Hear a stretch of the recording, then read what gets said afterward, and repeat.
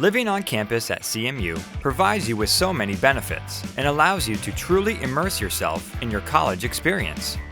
This year, the room selection process begins on February 22nd.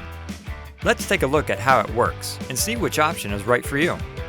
First, let's cover the basics. Are you eligible for room selection? If you're a first year, sophomore, or junior, and you're currently living on campus, including Greek housing, then yep, you're all set to start the room selection process. You're also eligible if you're currently studying abroad, but you lived on campus before you left. If you'll be starting at CMU in the fall as an incoming first-year student, you're required to live on campus, but your selection process and deadlines are different than what we'll cover here. You're not eligible if you're currently living off campus, if you're currently a senior, if you're a grad student, or will become a grad student in the fall. Sorry. But just being eligible doesn't automatically get you a room. You need to go through the room selection process to decide which housing phase is right for you. Your decision will vary based on where you'd like to live and who you'd like to live with. Each phase is a little bit different, and this is important, has a different deadline for application. So, what are your options? This phase lets you keep your current room. If you're a sophomore or junior and you love your room, you can have it back next year. The deadline to retain your room is February 24th at noon. One important thing to note is you cannot retain an RA/CA room or suite, themed housing, or an ADA space.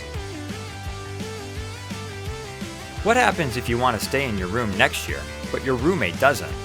Phase 2 lets you pull in a new roommate to fill their spot, assuming, of course, that they want to live with you too. If you're the new roommate being pulled in, this is also the phase you want to participate in.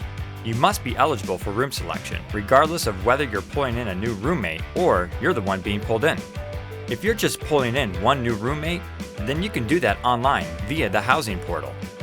In a pull-in situation, all vacancies must be filled. So if you need to pull in more than one new roommate, you and your pull-ins have to attend one of the 2 pull-in sessions. These will be held at the Residence on 5th on February 24th from 2 p.m. to 6 p.m. and February 27th from 2 p.m. to 5 p.m.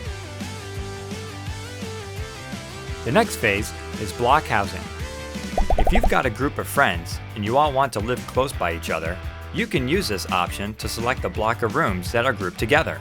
This takes some organization, so you'll have to pick a block leader who will attend the selection meetings and pick the rooms for your group. Applications for block housing are due February 27th at noon, and the selection meetings will take place on March 1st and 2nd at the Residence on 5th. General room selection is the phase that the majority of returning residents participate in.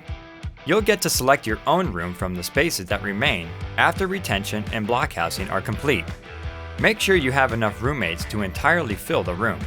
You'll be assigned to a time slot based on your class standing that tells you when you can log in to the housing portal to select your room. Applications for general room selection are due by March 3rd at noon, and your time slot will be on March 6th, 7th, or 8th. Not thrilled with your general room selection options?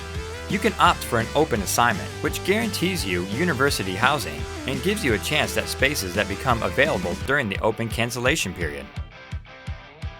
Lastly, extended selection takes place on March 9th and March 10th. This is when you can pick from remaining rooms without having to fill the room.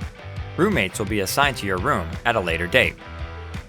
Choosing where to live next year is a big decision, so make sure you check out cmu.edu/housing/room selection for more information that will help you find the perfect spot.